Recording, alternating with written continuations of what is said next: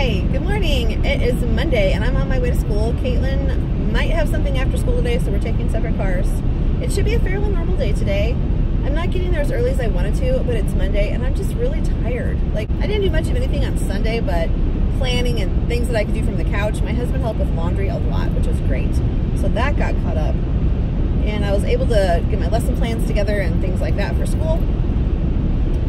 Saturday was music contest. It was awesome. Caitlin got ones on her solo and her group, so she's going to state, yay, which is a great way to end her senior year. So I'm headed to school and it's gonna be a good day. Mondays are always a fresh start and it's a new opportunity to try things and get some more learning in. So I will catch you later. Hello, good afternoon. It's lunchtime and I just made this. So yum, it's cooling right now, and the kitchen had a strawberry poke cake, yum. So I've got one piece for me and one piece for Caitlin for later. And right before lunch, we did math, which was using a number line to figure out distances. That was cool. So we had like story problems and they had to solve them using the number line, which we've done before. So it wasn't a big stretch for them. The only difference was they had to be thinking in measurement terms, so inches and centimeters. And then we read Catching the Moon, the story of a young girl's baseball dream. And this is on YouTube too. So if you don't have this story, you can still do a lesson with it by using the YouTube video. Because I wasn't sure if I had it over the weekend since I didn't have access to my room. And I didn't want to drive all the way here to find out. I found it on YouTube just in case. And it's actually read by Kevin Costner and a little girl. So pretty cool on Storyline Online. All right, so our learning target was I can distinguish the difference between main idea and topic. So I've already erased that. But we did talk about what the topic was and the main idea. So the kids did a really good job with that. Now I did have to guide them a little bit. And I had them do predictions at the beginning too. So there's my prediction list of what the kids thought was going to happen. They really got caught up on the whole moon situation. And a lot of their predictions had to do with going to the moon. Okay, because you were just looking at the cover for the ideas. So that's all right. That is all right. I'm going to go eat my lunch and then I have a lot to do.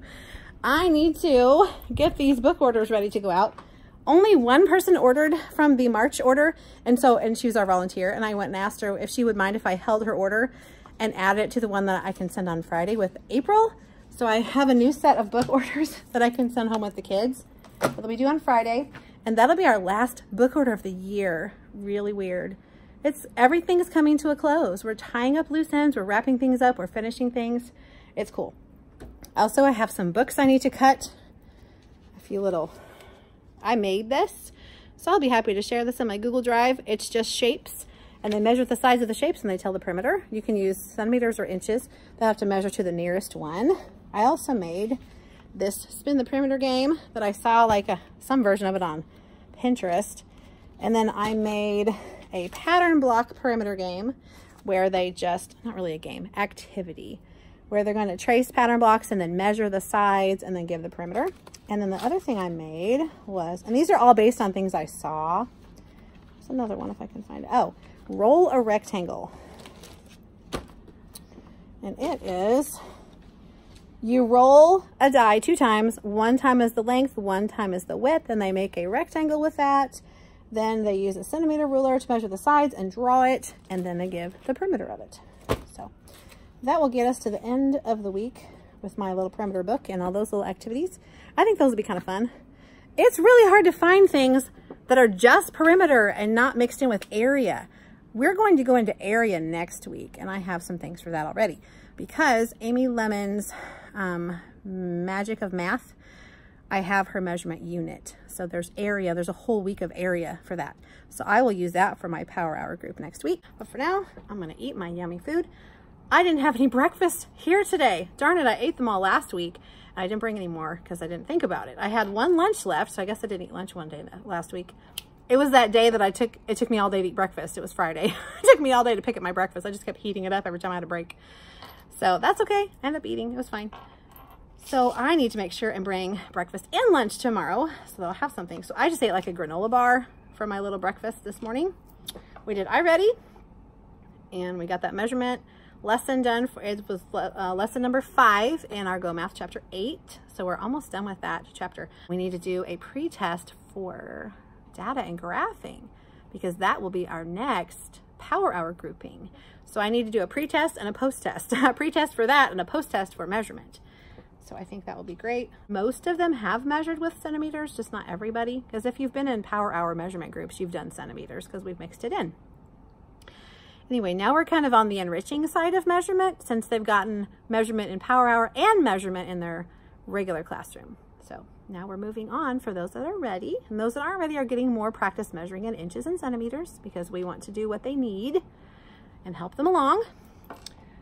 With the Catching the Moon book, we went ahead and took the comprehension quiz together and they did awesome. They totally got it. They were very excited about this book. Let me tell you, you get sports books and the kids love it, girls and the boys. So you've got them all hooked in. And we talked about what a biography is and genre. So we had some vocabulary thrown in there too. We also talked about similes, and we're going to be talking about literal and non-literal meanings. So those kind of silly phrases that we say, like, here's mud in your eye, or happier than a pig in slop, things like that. We'll be talking about that. This afternoon, my kiddos, nope, this is tomorrow. This is tomorrow's thing. But they'll be reading about Jackie Robinson tomorrow and picking out some awesome facts from that nonfiction book. But today I forgot we need to finish up this story because we didn't get to do anything with it last week other than just read it. This is Katherine Johnson. Katherine Johnson is the lady that Hidden Figures is about, that movie. So I told you I'd figure out her name, Katherine Johnson. And she worked for NASA for 30 plus years, and she said she loved every single day. So that's really awesome to love your job that long. We read this last week, but we didn't get to do the back, which is cool space jobs. That's neat. So we're going to do the reading checkpoint, which focuses on main idea and details, using visuals, vocabulary, text, evidence, and author's purpose. Then we're going to do the focus on key details from the story, because they will have the text in front of them, and nonfiction text features. So they have to find certain text features that they ask about in this. So they will be working on that independently or with a partner possibly. We'll see how it goes. I really would rather them do it independently if possible. I think we'll just do it independently because they really need to be working independently more so they're ready for 3rd grade. All right, I'm just gonna copy these and they'll be ready. So yay, I'll chat with you later. Hello, it is after school and I'm on my way home. I'm so excited because I'm really tired. It was a pretty good day. The weather was beautiful. It's like 58 degrees right now. So pretty and sunny out here. It's not too hot, not too cold. Pretty nice. Late bus time wasn't bad. The kids were pretty good today. I think they were just kind of mellow. That was nice. My class was pretty good today. Got a little chatty toward the end, which is to be expected. That happens. But after lunch, we did cursive D, and then we worked on that article about Katherine Johnson from NASA. And I read through it with them one more time on the board and pointed out some things in the article. And then I had them work independently on the comprehension and the text features pages, and then had them bring them to me when they were finished. They just kind of handed them to me at the reading table as I was working with reading groups. And then they went and did AR and took quizzes. So, and they went and read for AR and then took quizzes. So it was pretty good. A few times I had to remind the class that it was quiet, independent working time. I even had the lights off, which was very peaceful. It was very nice. And my reading table is right by the window, so we had the natural sunlight coming in to illuminate our books. My students were doing a great job with their books, and I listened to one student from each group again. I'm getting kind of in the habit of doing that now, because we're supposed to be taking notes on students, because it's true, you can't remember everything about a kid. There's no way.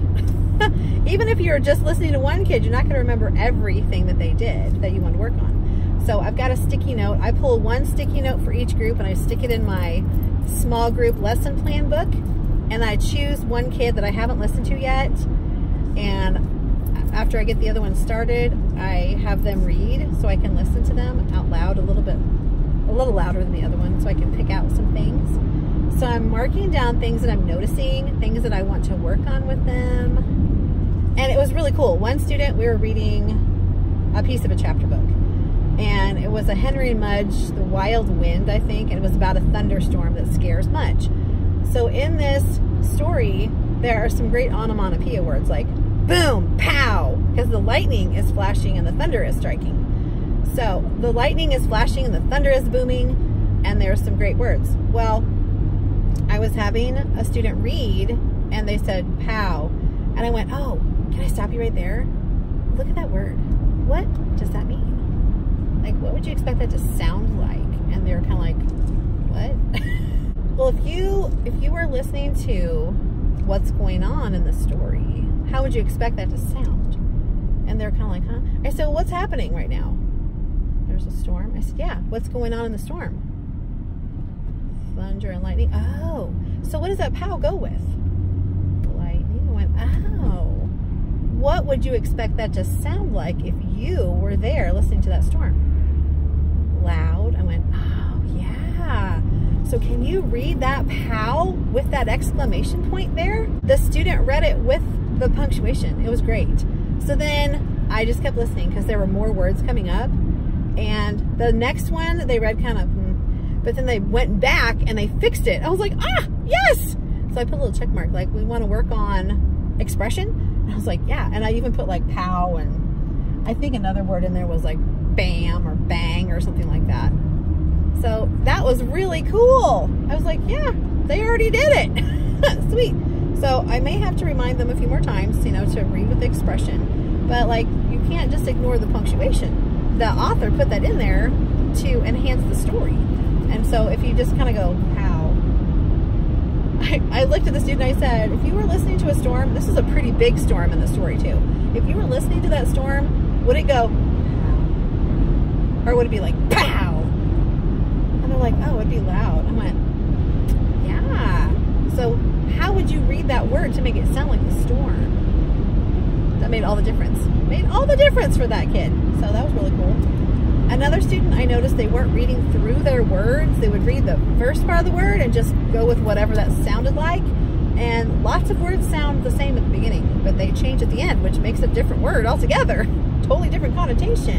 And that happened several times. And also, I noticed not only were they not reading through the whole word, they wouldn't read through the endings. And so anything that was plural didn't have the S on it. And so I marked that down to kind of watch and talk about and work on. I consistently did that last week too after our literacy meeting. I just would grab a sticky note, one for each group, and pick a different kid each time. And so each day I listened to a different student. So we had our literacy meeting right before I had reading groups on Tuesday. So I did it for 3 days, Tuesday, Wednesday, and Thursday. So I've listened to like 8 kids, I think. And then today I listened to 3 kids. So that's half the class already. At the end of the week, I will have listened to almost all of my kids. I'll need another round of reading groups next week, probably a couple days, to get to the rest of them, because some reading groups are bigger than others. I have one group, my highest group is a group of 6. And so that takes a little longer. I may need to listen to 2 of them at a time rather than just one to get through that group faster. But most of my groups are 4 or 5 kids, and that makes it doable in a week. So pretty cool, pretty cool. And I'm already seeing I could make like a page for each kid to put in my plan book. Like after I've listened to them that day and I've gone through a round, I'll make a page for each kid so I can track their progress, which is going to be really awesome. So I really like the sticky note method, because then I can plunk that sticky note right next to my plan for that group, and it'll be right next to the book we're reading, and I can be like, oh yeah. So the next time I plan what books we're reading, I can find some books that work on that skill specifically for each kid, which is amazing. Or if it's not really a book skill per se and just like a word attack skill or something, we can do word work focused on what they need. So that's going to be really cool. Great data. Really easy to do too. It just takes a few minutes. I mean, it's not hard at all. You just kind of got to get your mind set to do it. Just remind yourself, oh yeah, I need to take little notes. And it's nothing like earth-shattering or, you know, awe-inspiring. It's just, I write the kid's name, I write the date, and then I write some things I noticed that I want to work on with them, little teaching points. So I think that's going to be really cool. And I know we're nearing the end of the year, but we still have a lot of time to do things with the stuff. I mean, we got 2 months, so we can do a lot in that amount of time. We just need to focus on it. I was telling you that we read the book about the girl that was the baseball player there was just so much we could do with that book. It was amazing. So I talked about main idea versus topic, and they got that pretty well. And that's something I talk about when I read any book now, is main idea. We've been talking about main idea for months and months and months now. Because when I get done reading a book, we talk about, oh, what was the main idea of this book? How do you know? What are the things in the story that told you that was what it was about? So, because that skill is hard for kids. We got through half of the vocabulary lesson for iReady, which is probably the most we've ever gotten through at a time. But I found that if I turn the sound off and don't have the voices on the computer read the sentences to us, like we did vocabulary today, so it was context clues. They had to figure out which word would fit in the sentence. I read it myself, turned the sound off, and then had them write the words on their whiteboard, and then I said showdown, and they showed me what words they chose, and then we slid the words into their spots so they could check themselves, and it just seemed like it was better. I don't know. They seem more focused or something. I don't know, because on the lessons, they read kind of slowly, which is good for individual students so that they can hear everything when they're listening to their lessons. Some of the quicker kids get really bored and fidgety, and they start talking. And then the lower kids, or the ones that aren't as quick to hear everything, miss some of it. And then you have to read it anyway. So I just kept reminding them. I said, you know, a lot of this is listening, so we need to be listening and focusing. I think after doing these lessons for a while now, I've kind of gotten the swing of them. Like, I kind of know what to expect. I had never really seen much of a lesson before. Like, I'd looked through them a little bit, but I'd never like gone through a lesson before. And now that I have, I kind of know what to expect. Today was really cool though. There was something different in this one. So they had to fill in the blank with the right word kind of thing, like a context clues thing. But then there was also like a thumbs up, thumbs down, true, false type thing using the vocabulary. And it was really cool because it was a different way of them to think about things. So it'd be like, one of them was like, if a person is patient, they are in a big hurry to finish something. It was something like that. And they had to decide if that was what that meant or not what that meant. So I just had them show me with their thumbs. And for the most part, they did pretty well. Some of them were a little confused. So it's going pretty well. Tomorrow will be phonics, and we're working on OW versus OU. So the ow and O. And I think we did a big chunk of the OW last week. So we'll probably finish up that one and start on the OU. And then I want to have them do like a reinforcement activity that uses both of them. This is ensuring that every student is getting grade level phonics and vocabulary. Because if they're not a very high reader, their iReady lessons are not going to put them on mid-grade 2. Of course, now we may be on late grade 2. We didn't start doing these right away though, so I feel like I don't want to skip stuff in between because they need those foundations. So we'll just keep going. We will finish them before the year is out and be able to work on some other types of things too. So it's all good. Tomorrow I will be doing, like I said, the OWOU sound, but also I'll put in that little short rhyming thing that I'm going to do once a week. And I found that in the Write On resource from Amy Lemons, I found some one-sheet poems. So I'm thinking that would be a good independent activity for them once a week as well, to be finding the rhyming in those and marking them. And I can even have them look for different sounds that we have practiced in our whole group lessons. It'd be a nice reinforcer so they can see the rhymes. And then the one that we do on the board, maybe they can hear the rhymes. They need to see it, write it, hear it, spell it, speak it, everything. Use all of their senses. That is my intention, is to catch the rhyming every way we can so that we don't have any gaps in it anymore.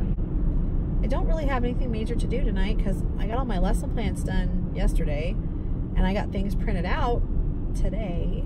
I do need to make cinnamon rolls because I told my little pod that we're working on the ELA pacing guide.